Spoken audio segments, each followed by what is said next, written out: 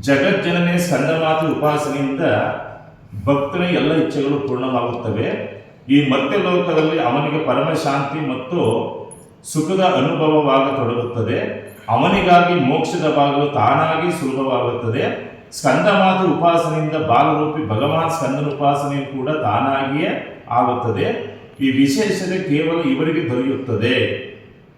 ಆದ್ದರಿಂದ ಸಾಧಕನು ಸ್ಕಂದಮಾತೆ ಉಪಾಸನೆಗಳಿಗೆ ವಿಶೇಷ ಗಮನ ಕೊಡಬೇಕು.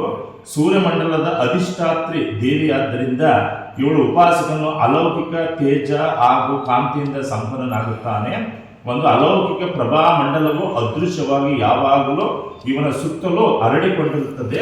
ಈ ಪ್ರಭಾ ಮಂಡಲವು ಪ್ರತಿ ಕ್ಷಣ ಅವನ ಯೋಗಕ್ಷೇಮವನ್ನು ನಿರ್ವಹಿಸುತ್ತದೆ. ನಾವು ಏಕಾಗ್ರ ಭಾವದಿಂದ ಮನಸ್ಸನ್ನು ಪವಿತ್ರವಾಗಿರಿಸಿಕೊಂಡು ಜಗಜ್ಜನನಿಯ ಶರಣಾಗಲು ಪ್ರಯತ್ನ ಮಾಡಬೇಕು.